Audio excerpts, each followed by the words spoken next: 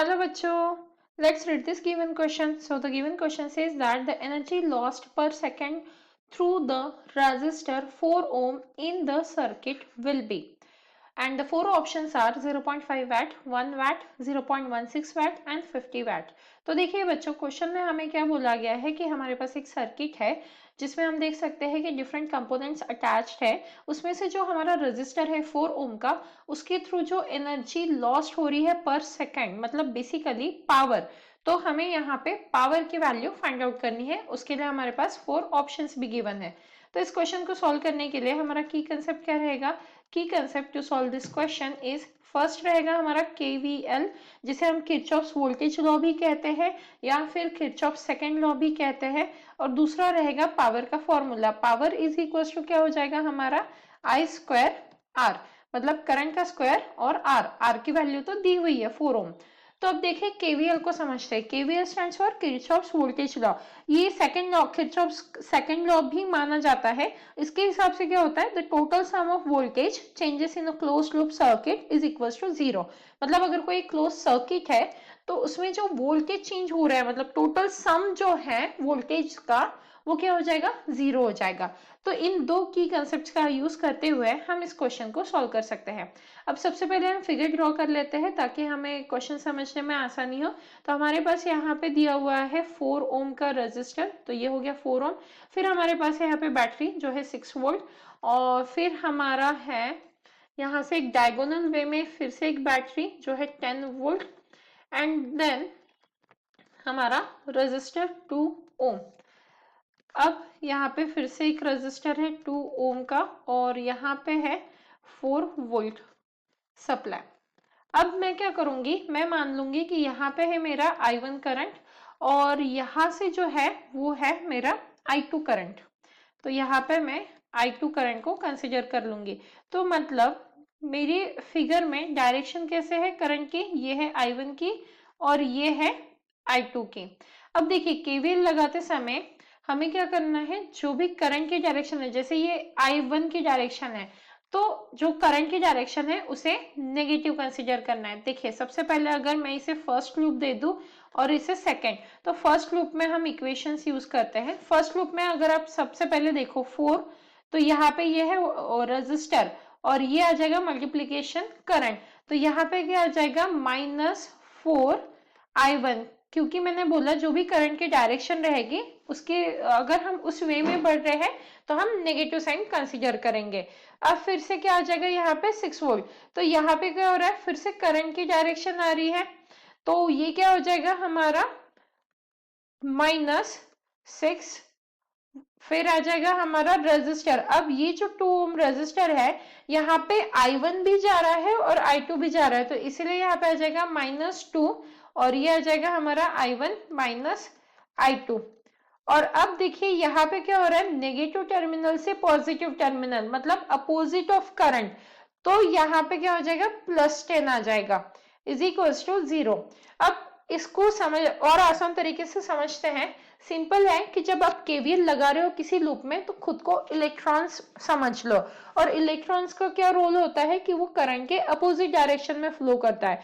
So to show that opposition हम negative sign use करते हैं। जैसा कि देखिए अभी हम क्या कर रहे थे, यहाँ पे 4I1, तो ये तो I1 की डायरेक्शन हुई और इलेक्ट्रॉन की डायरेक्शन इसके ठीक उल्टा रहेगी। तो अगर मैं खुद को इलेक्ट्रॉन समझ लूं तो यहाँ पे आ जाएगा नेगेटिव साइन। इसी तरीके से हर तरफ नेगेटिव साइन आया है। पर अब यहाँ पे देखो, जब हम यहाँ पे पहुंचे तो नेगेटिव टर्मिनल से हम बढ़ रहे हैं पॉजिटिव टर्मिनल की तरफ, मतलब नेगेटिव टू पॉजिटिव तो इलेक्ट्रॉन ही जाता है, तो मतलब यहाँ पे कोई अपोजिशन है ही नहीं, तो इसीलिए उसका साइन हमने प्लस कंसीडर किया है। तो इस तरीके से मैं केवीएल यूज करती हूँ। तो इसे याद रखने के कई तरीके हैं, आप इसके अपोजिट भी साइंस यूज कर सकते हो। तो मैं जिसे नेगेटिव कंसीडर कर रही हूँ, आप इस चीज को पॉजिटिव कंसीडर कर सकते हो, अल्टीमेटली आंसर सेम ही आएगा। तो इसे हम फर्दर सॉल्व कर रहे थे इस इक्वेशन को। यहाँ पे आ जाएगा हमारा -2, ये आ जाएगा हमारा I2 -10। ओके, यहाँ पे इस इक्वेशन को अगर हम सॉल्व करेंगे तो हमें क्या मिलेगा, यहाँ से -4I1 -4i1 -6 minus twice of i1 और ये माइनस माइनस हो जाएगा प्लस, तो ये आ जाएगा 2i2 plus 10 is equals to 0। तो अब यहाँ से क्या करेंगे, सभी 2 को आप सब देख सकते हो, सारे टर्म्स 2 के मल्टीप्लीकेशन में है, तो 2 को कॉमन निकाल लेते हैं, तो ये आ जाएगा हमारा -2i1 -3 minus i1 plus i2 plus 5 is equals to 0 आ जाएगा। तो अब यहाँ पे क्या आएगा हमारा, फिर से ये आ जाएगा माइनस ट्वाइस ऑफ i1 और ये माइनस i1 है, तो यहाँ पे आ जाएगा -3 of i1 then plus i2 -3 plus 5 is equals to 0। तो यहाँ से मुझे इक्वेशन क्या मिलती है, ये आ जाएगी मेरी -3 प्लस 5 मतलब क्या हो गया हमारा 2 हो गया। तो यहाँ पे आ जाएगा 3i1 minus i2 is equals to क्या आ गया हमारा 2 आ गया। इसे मान लेते हैं इक्वेशन ए। अब वैसे ही हम क्या करेंगे, इक्वेशन बी को सॉल्व कर लेते हैं, मतलब सेकेंड लूप के लिए भी केवीएल लगाना है। अभी फिलहाल हमने फर्स्ट लूप में लगाया, तो सेकेंड लूप के लिए भी लगाना है। तो फिर से यहाँ पे 2 ओम में क्या होगा, i1 और i2 दोनों को कंसिडर करेंगे। तो अगर हम सेकेंड लूप में केवीएल लगाते हैं तो हमें इक्वेशन क्या मिल जाती है सेकेंड लूप में, ये हो जाएगा हमारा माइनस ट्वाइस ऑफ i2, फिर आ जाएगा यहाँ पे -10 minus twice of i2 minus i1 plus 4 is equal to 0। अब डायग्राम देख सकते हो, मैंने सेकेंड लूप में क्या किया है, केवीएल यूज किया जैसे मैंने फर्स्ट लूप में यूज किया था। अब उस इक्वेशन को भी हम फर्दर सॉल्व कर लेते हैं। तो इस इक्वेशन को अगर हम फर्दर सॉल्व करते हैं तो यहाँ पे आ जाएगा -4i2 plus twice of i1 -6 is equal to 0। अब यहाँ पर भी 2 के मल्टीप्लायर है तो हम उसे भी कॉमन ले लेंगे, तो हमें क्या मिल जाएगा यहाँ पे i1 minus twice of i2 is equal to क्या हो जाएगा 3 हो जाएगा। तो इसे मान लेते हैं इक्वेशन बी। अब मुझे क्या करना है, यहाँ पे 4 ओम के अक्रॉस, मतलब ये जो 4 ओम है इसके अक्रॉस पावर पता करनी है। तो पावर का फॉर्मूला आई स्क्वायर आर है, तो आर की वैल्यू तो यहाँ पे 4 ओम है, आई स्क्वायर की वैल्यू मतलब यहाँ पे कौन सा करंट फाइंड आउट करना है मुझे, i1, क्योंकि i1 ही इकलौता करंट है जो इस 4 ओम में से पास हो रहा है। तो मुझे अब i1 का करंट चाहिए है, i1 की वैल्यू चाहिए है, तो मैं क्या करूंगी, इक्वेशन बी को मैं i1 के टर्म्स में कन्वर्ट कर लूंगी, या फिर आप बोल सकते हो कि इसको कर लेते हैं i2 को। तो ये इक्वेशन ए को हम i2 के टर्म्स में कर लेते हैं ताकि हमें डायरेक्टली i1 की वैल्यू मिल जाए। तो i2 की वैल्यू क्या हो जाएगी, यहाँ पे i2 इज इक्वल टू हो जाएगा 3i1 माइनस 2, और इसे किस में सब्स्टिट्यूट करेंगे, इक्वेशन बी में।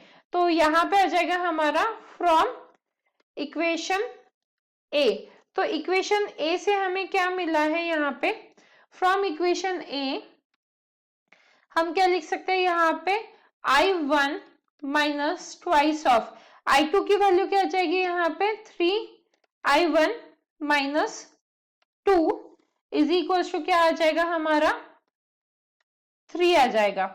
अब हम क्या करेंगे, इसे फर्दर सॉल्व करेंगे, तो ये आ जाएगा हमारा i1 minus 3 2 6 i1 minus minus plus हो जाएगा 2 2 4 इज इक्वल टू 3 आ जाएगा। तो यहाँ पे मुझे क्या मिल रहा है, -5i1 और यहाँ पे क्या हो जाएगा इक्वल्स टू -1, बिकॉज 3 माइनस 4 तो ये -1 हो जाएगा। मतलब मुझे i1 की वैल्यू क्या मिली हुई है, i1 इज इक्वल टू मिला मुझे 1/5 एम्पियर। तो मुझे i1 की वैल्यू मिल गई है। अब मैं पावर का फॉर्मूला यूज कर सकती हूँ। पावर क्या है हमारा, P is equal to i1 square into R, और क्योंकि मुझे 4 ओम के अक्रॉस पूछा गया है तो मैं क्या कर सकती हूँ, यहाँ पे आर की वैल्यू क्या यूज कर सकती हूँ, 4 ओम। तो अब वैल्यू सब्स्टिट्यूट कर देंगे, क्या मिलेगा हमें यहाँ पे, पावर थ्रू 4 ओम। तो यहाँ पे आ जाएगा P is equal to i1 square into R. तो i1 की वैल्यू है 1/5 जिसका स्क्वायर हो जाएगा, और r की वैल्यू है 4। तो मतलब यहाँ पे आ रहा है 4/5, 5 जा कितना हो जाएगा 25। तो अगर 4/25 हम सॉल्व करते हैं तो पावर की वैल्यू आ रही है 0.16 वैट, क्योंकि SI unit of power is watt. तो हमारा कौन सा ऑप्शन करेक्ट है यहाँ पे? Option C. Hence, the final answer for the given question is option C. Hope you understood it well. Best of luck.